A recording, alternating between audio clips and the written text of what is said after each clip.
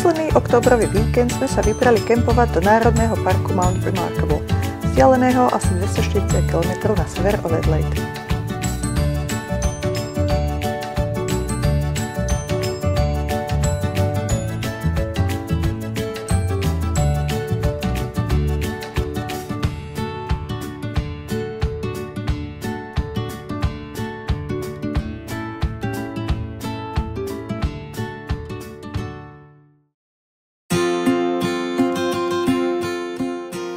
Po raňajkách sme vyrazili na výlet do Rockliny Alligator. Nie je jasné, podľa čoho dostala svoj názov. Podľa jednej teórie Rocklinu nazvali bieli badatelia podľa početných iguán. Iní prisudzujú meno aboriginskému pastierovi Alimu, ktorý tu pôsobil.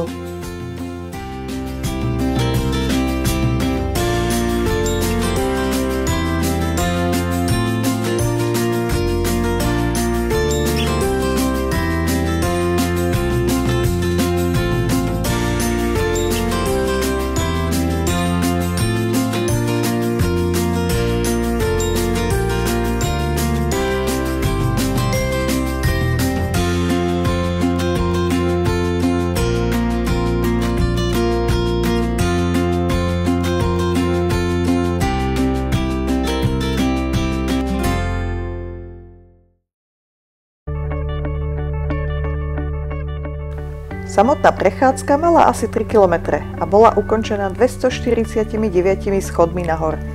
Naša slečna vyšla väčšinu sama, len na posledný úsek ju zobral Štepán na ruky.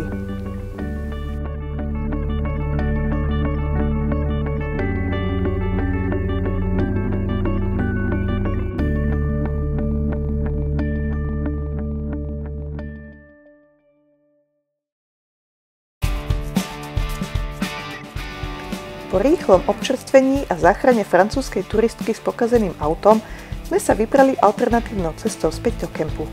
Najvyšší vrch Národného parku, Mount Remarkable, má 960 metrov nad morom a celé pohorie leží v približne rovnakej výške. Cesta nám ponúkala krásne výhľady až po nedaleké more.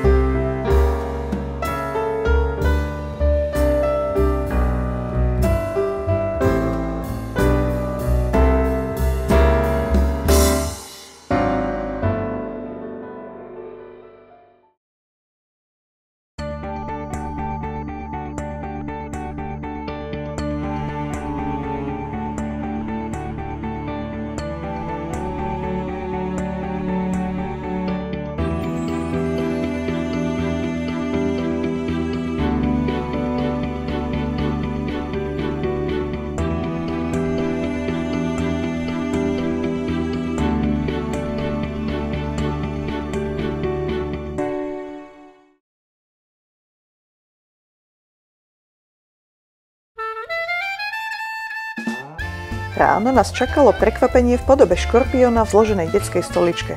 Podľa všetkého to bol malý Urodactus elongatus, inak nazývaný škorpión Flinders Ranges, ktorý dorastá až do veľkosti 9 až 12 cm a je najväčším austrálskym škorpiónom. Hoci je jedovatý, pri štipnutí netreba vyhľadať lekársku pomoc.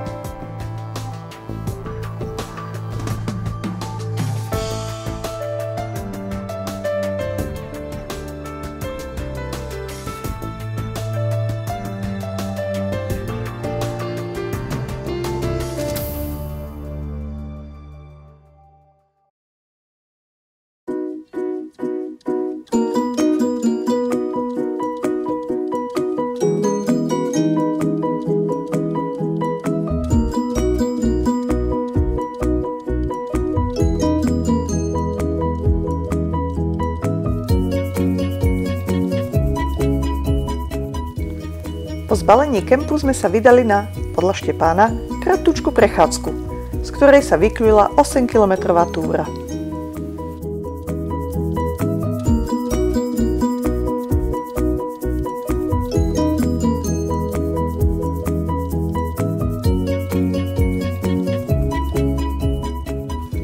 Chatička Scrapers Hut bola používaná pastiermi, keď schádzali do údolia pásť ovce. Originálne bola zhotovená z borovicového dreva, blata a kameňov z rieky a prestala sa používať, keď farmári začali stavať ploty a ohrady.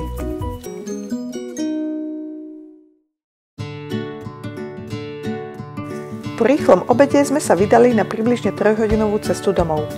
Cestou sme sa zastavili v meste Lochiel, ktoré je známe svojou lochielskou príšerou na Ružovom jazere. Farbu jazera spôsobuje baktéria v spojení s veľmi slanou vodou a jazero je zvyčajne suché po väčšinu roka.